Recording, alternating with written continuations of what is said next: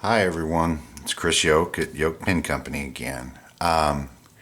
Going to do a little video regarding the Bullock flange on pin holders. I'm one of the people that hand make them. They're also available on Paper and Ink Arts, the hourglass and the straight adjustable pin holders. There's a couple other people that do have them on their pins as well, and people always want to know how they work, should they get one, and then also I've added to the confusion a little bit by recreating the original Bullock flanges, and the possibility to order those as well. So we'll look at all of these and I'll describe how they work.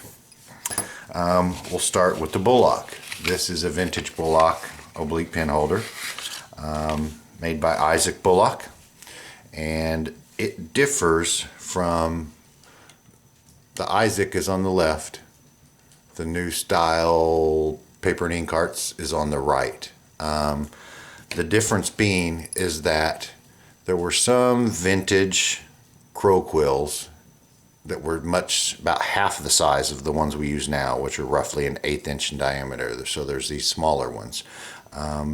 Not many of them left in the world, very hard to get, and that's the difference. It has this additional crow quill on the outside, itty bitty little thing, and that would be what I consider the Bullock replica. I'm replicating the exact flange that he made.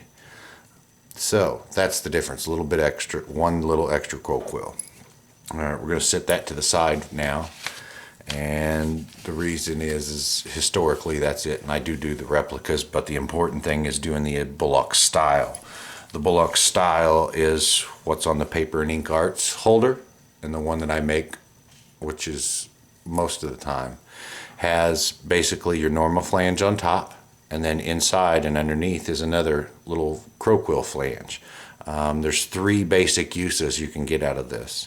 The big benefit to these is it's adjustable. So in order to change the nib, you don't have to reshape the flange.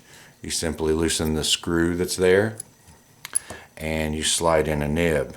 We'll start here. This is just a Musselman Perfection, kind of a standard type nib. And you'll see I put it in the upper opening of the flange, and then you simply tighten the screw. Not tight, but until it holds the flange securely. It doesn't have to be screwed in real tight. So there, it's holding the flange securely. It would tighten more, but that's all that's needed. And that's all that's required.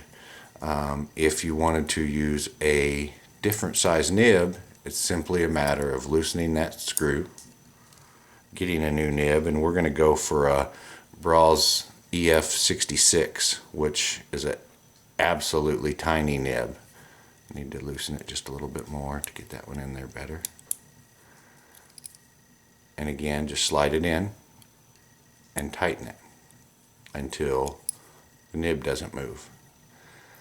And as you can see, it fit both of them without having to reshape the flange, and that's the benefit right there.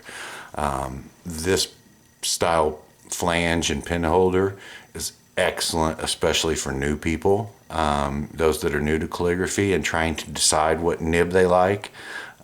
What you'll often do is get like Paper and Ink Arts sells a copper plate sampler nib set, I believe is what it's called, and it has a broad variety of nibs that a lot of people prefer. And having this flange makes it so you can just slide them in and out and in and out without having to readjust, reshape your standard type flange, you know, which is like this.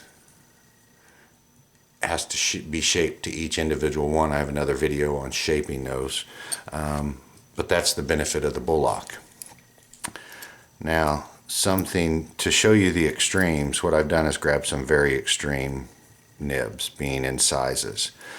Going from this itty bitty EF66, this is a Gillot 601 EF. It's a Magnum quill, and you can see it next to a standard quill. It's much, much larger. And even this large nib fits in this pin holder. because of the Bullock style flange. Again, screwing it just so it's tight, and there it is. Then there's also, some people like to use right in between the two. If you'll see, there's the crow quill. I'm going to stick my screwdriver in here and bend it. I don't recommend you necessarily do that on yours. You can see the two different ones. Well, there's a slot in between, and nibs like the 60 or the Spencerian #1, you can easily slide them in there like that.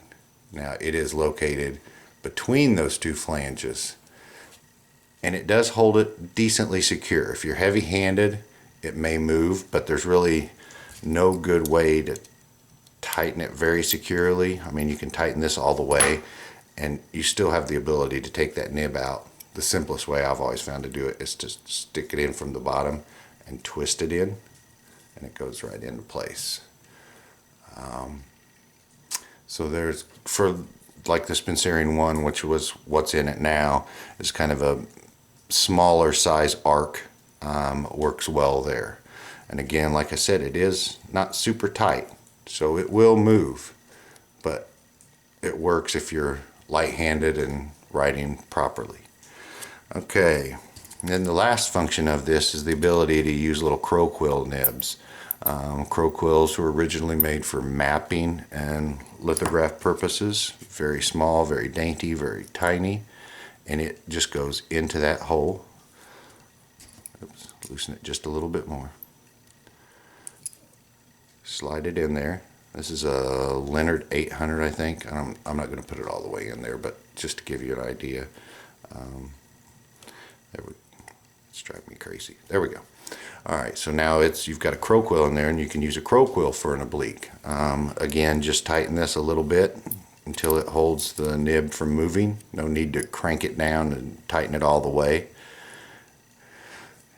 And there you have it. That's the three. And the original Bullock, just to go back to it real quick, has all of those same options. As you can see, the crow quill, it's reversed, so the screws on the bottom of it, the way he designed it. Standard crow quill goes in there.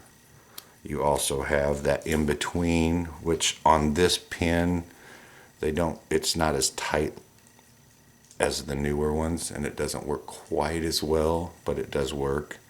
And then again, you also have this upper arc that you can put one in, tighten it, and then if for some reason you have a supply or a few of these itty bitty crow quills, I looked and I couldn't even find any. I know I have a couple somewhere, but I couldn't find them quickly to make this video. So it also has this available option, which it's not necessarily, I do it primarily for historical purposes is why I'm doing it.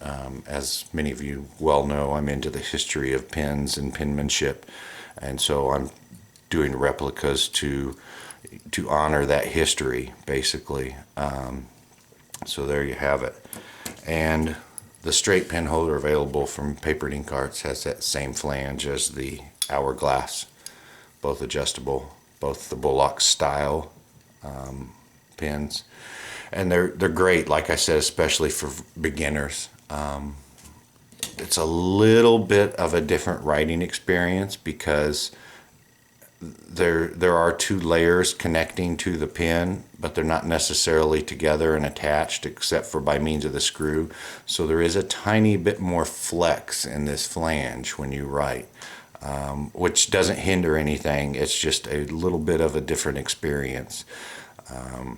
I prefer a standard flange over the Bullock for everyday use, just because it's more rigid and all your flex happens in the nib. But this is a great option for those that use a bunch of different nibs, don't have the budget to buy a bunch of different standard oblique holders, or don't want to go through the reshaping process all the time. It's a great flange. By far, as far as adjustable flanges go, I think this is the best design because it doesn't put any undue strain on the nib. So there you have it, the Bullock's flange from the original and the Bullock styles and how they're used. And hopefully this helps a lot of you. Thank you.